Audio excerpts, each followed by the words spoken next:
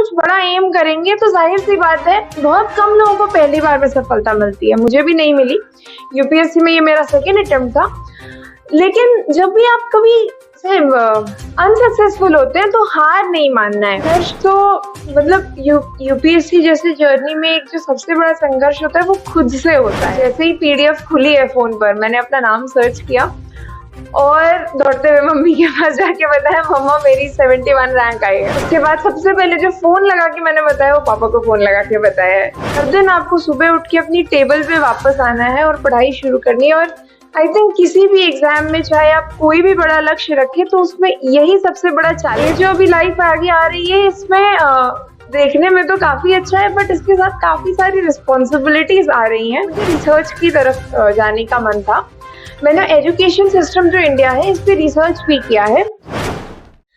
नमस्कार दोस्तों, मैं बुलेटिन बिहार से अनीश कुमार आप लोग के सामने उपस्थित हूँ। मैं अक्सर कुछ न कुछ मुद्दे लेके आपके पास आता रहता हूँ, लेकिन ये मुद्दा पब्लिक का इतना बड़ा रिक्वेस्ट था कि आप उस शख्सियत से आप इंटरव्यू लें और कुछ बताएं हम लोगों को। वो शख्सियत वैशाली जिला में किसी नाम का मोहताज नहीं है, श्रेया श्री। शायद अब पूरा हिंदुस्तान जानता है उनको। और अब उनके पापा श्रेया जी खुद हमारे पास अवेलेबल हैं और हम लोग ने अथक प्रयास के बाद उनसे गुफ्तगू करने का एक हिम्मत जुटाया है। और जितनी मुझे जानकारी है उस हिसाब से मैं इनसे कुछ प्रश्न पूछूंगा और आप लोगों के सामने प्रस्तुत करूंगा। सबसे पहले तो मैं उनके पिताजी को अपने चैनल पे स्वागत करता हूं। स्वागत है आपका सर। धन्यवाद। आप लोग हमारे घर पधारे, इसके लिए बहुत बहुत आपको धन्यवाद है। सर एक चीज पूछूंगा सर कि श्रेया जैसे बच्चे हैं, आपने कैसे इसको निखारा सर? ये जो कलश जो था, एक घड़ा जो था, उसको कैसे आपने इसको एक अच्छा रूप दिया सर?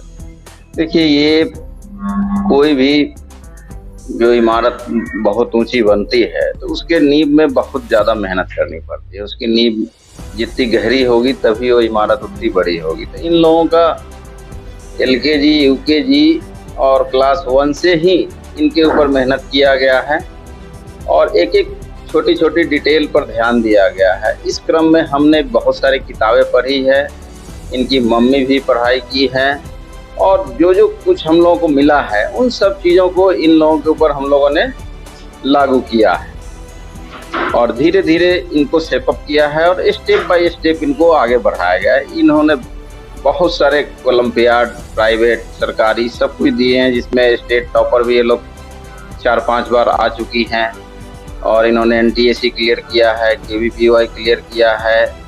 इस तरह से बहुत सारे, और मैथ ओलंपियाड में गोल्ड मेडल लिया है इन्होंने, फर्स्ट पोजीशन प्राप्त किया है। केवी का एक रामानुजम मैथ ओलंपियाड हुआ था दिल्ली में, जिसमें कि इन्होंने वहाँ के केवी कमिश्नर जो उस समय के थे आईएएस, उनसे मुलाकात करके केवी की समस्याओं को भी रखा था। तो इनको बचपन से ही बोल्ड बनाया गया है कि कहीं भी जाएं और अपनी समस्याओं को रख सके और समस्याओं का समाधान करवा सके। सर, आप, मुझे जहां तक जानकारी, आप भारतीय वायुसेना में थे। भारतीय वायुसेना में काफी जगह पे आपका पोस्टिंग होगा, बच्चों को पढ़ाई से सफर नहीं किया? देखिए, भारतीय वायुसेना का एक अपना सेटअप होता है। जहां भी जाएंगे आपको केंद्रीय विद्यालय वहां जरूर ही मिलेगा। वहां आपको क्वार्टर, फैसिलिटी, सब कुछ एक अच्छा सुव्यवस्थित कैंपस रहता है। उस कैंपस में किसी चीज़ की आपको कोई दिक्कत नहीं होती है। हाँ, डिस्ट्रैक्शन होती है तो उसके लिए सब कुछ हम लोगों ने इनका तय कर दिया था। भाई इतने घंटे खेलना है, इतने घंटे टीवी देखना है और इनका छुट्टियों में भी ये लोग काम करते रहते हैं। दोस्तों, इनके पिताजी से तो मैंने बात की क्योंकि ये डिफेंस में थे और वायुसेना में थे। अब मैं वो शख्सियत से बात करना चाहूँगा जो शख्सियत शायद अब किसी परिचय की मोहताज नहीं है। श्रेया जी, आपका स्वागत है हमारे चैनल। बहुत बहुत धन्यवाद सर। मैडम, बस सिर्फ ये बताइए कि ये संघर्ष की गाथा जो आपने लिखी है, जो अब आपको ये मंजिल मिल चुका है, ये कैसे आपने इसको अचीव किया? सर, संघर्ष तो मतलब यूपीएससी जैसी जर्नी में एक जो सबसे बड़ा संघर्ष होता है वो खुद से होता है कि हर दिन आपको, चाहे कोई कितना डिफिकल्ट लगे, चाहे कितना भी आलस आए, हर दिन आपको सुबह उठ के अपनी टेबल पे वापस आना है और पढ़ाई शुरू करनी है। और आई थिंक किसी भी एग्जाम में चाहे आप कोई भी बड़ा लक्ष्य रखें तो उसमें यही सबसे बड़ा चैलेंज है। और आई थिंक इसी संघर्ष को जो मैंने पार किया, ये सबसे बड़ी अचीवमेंट है। मैडम ये बताइए, आप केबी में पढ़ी हुई हैं, केबी में काफी सारे स्कूल में आप घूमी होंगी, उन स्कूलों में से कुछ बच्चे हैं जो कि अभी यूपीएस कंप्लीट किए हों? मेरी जानकारी में तो नहीं है, क्योंकि मेरे ट्रांसफर्स होते रहे हैं और लास्ट में जिस केवी में पढ़ी थी 12th स्टैंडर्ड खत्म होने के बाद मुझे वहाँ वापस जाने का एक बार मौका नहीं मिल पाया है, तो मेरी जानकारी इस चीज़ पर अधूरी है। अच्छा मैडम ये बताइएगा, ये लाइफ और वो लाइफ जो केवियन लाइफ था और ये लाइफ, दोनों में कौन बेटर ज्यादा लगा आपको? डेफिनेटली स्टूडेंट लाइफ, क्योंकि वहाँ कोई प्रेशर नहीं है, कुछ भी नहीं है, मस्ती कर सकते हैं। जहाँ तक केवी स्टूडेंट की लाइफ होती है तो हमें न केवल पढ़ाया जाता है स्कूल में, बट गेम्स पीरियड होते हैं जो हमारा फेवरेट पीरियड हुआ करता था। हमें आर्ट एंड क्राफ्ट सिखाए जाते हैं, लीडरशिप स्किल्स सिखाई जाती है, बहुत तरह की कॉम्पिटिशन्स में पार्टिसिपेट करते हैं, एंड मोस्ट इम्पोर्टेंटली स्कूल में फ्रेंड्स होते हैं। ये जो अभी लाइफ आगे आ रही है इसमें देखने में तो काफ़ी अच्छा है, बट इसके साथ काफ़ी सारी रिस्पॉन्सिबिलिटीज आ रही हैं। हालांकि दिस विल बी फन, लेकिन वो जो स्टूडेंट लाइफ की जो निश्चिंतता है वो तो मिस करेंगे ही। अच्छा मैडम ये बताइए, पापा आपके डिफरेंस से, मम्मी शिक्षक रही हैं, मम्मी पढ़ाती थी, आपको ये लाइन नहीं जा करके आपने एक अलग ही लाइन आपने चुना, ये कहाँ से आया आपके पास, ये मोटिवेशन कहाँ से आया? सर एक तो ऐसा है कि तीनों ने जो लाइनें चुनी है, मम्मी पापा और मैंने, सब में वो देश के प्रति सेवा वाला भाव है, तो जो कॉमन मिनिमम डिनोमिनेटर है वो हमारा कॉमन है।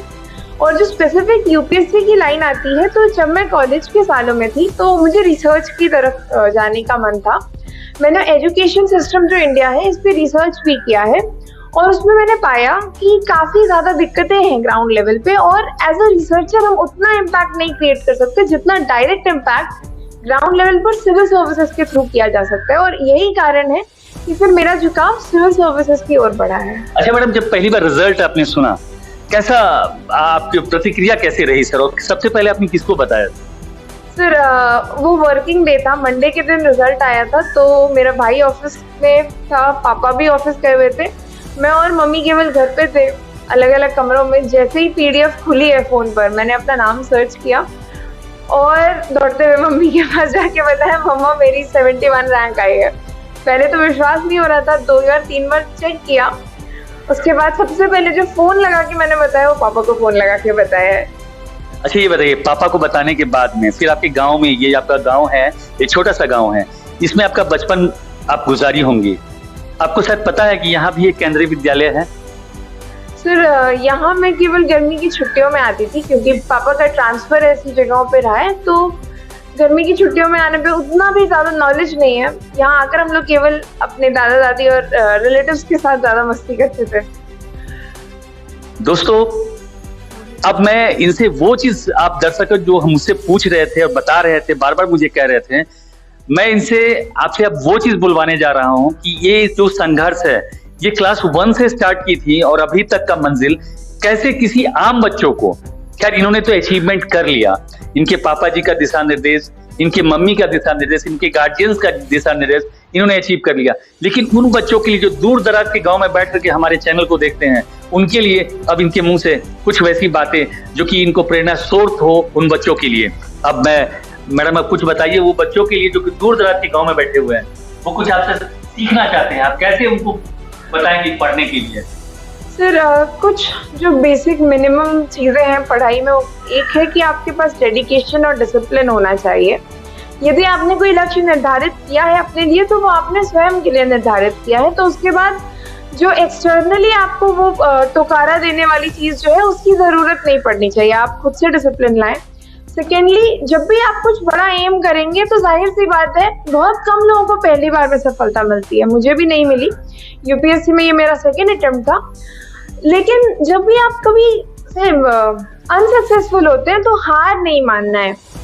काफी बार लोग कहेंगे, कुछ भी होता है कि नहीं तुमसे नहीं होगा, पर अगर आपने निश्चय कर लिया है और आप मेहनत करने के लिए तैयार हैं तो आपसे जरूर होगा, तो हार नहीं माननी है। और तीसरी बात यह है कि स्वामी विवेकानंद, उनकी एक लाइन है कि whatever makes you weak reject it as poison. तो बेसिकली आपकी पढ़ाई, आपके लक्ष्य के जो विरोध में काम कर रहे हैं, चाहे वो आपके आसपास की स्थितियां हो, चाहे वो सोशल मीडिया जैसी कोई चीज हो, इन डिस्ट्रैक्शन से आप अवश्य ही दूर रहें। और जो भी चीजें आपको अपने लक्ष्य की तरफ लेकर जाती हैं, केवल उनको अपना समय दें। धन्यवाद श्रेया जी। आपको अभी कुछ सम्मान करने के लिए कुछ लोग आए हुए हैं, मैं उनसे भी कहूंगा कि जरा उनको सम्मानित करें और ये आगे ऐसे ही बढ़े, डीएम बने, कलेक्टर बने और अपने जिला का नाम रोशन करें। इसी सब के साथ में मैं बुलेटिन बिहार से अनीश कुमार आप लोगों से अब रुखसत ले रहा हूं और मैं आप लोगों से वादा करता हूं कि मैं जब भी जहां भी रहूंगा आप लोगों के पास एक ज्वलंत मुद्दा और एक अच्छी चीजें आप लोगों के पास देता रहूंगा। ये श्रेया जी की तरह मैं चाहता हूं अपने वैशाली जिला से कम 200 श्रेया निकले, ऐसी श्रेया की, ताकि मैं उन 200 श्रेयाओं से मिल सकूं और ऐसे पिताजी होने का गर्व मुझे भी प्राप्त हो। मैं ऐसी कामना आप चैनल के माध्यम से मैं करता हूं। इसी के साथ दोस्तों, सबा खैर, गुड मॉर्निंग, गुड नाइट।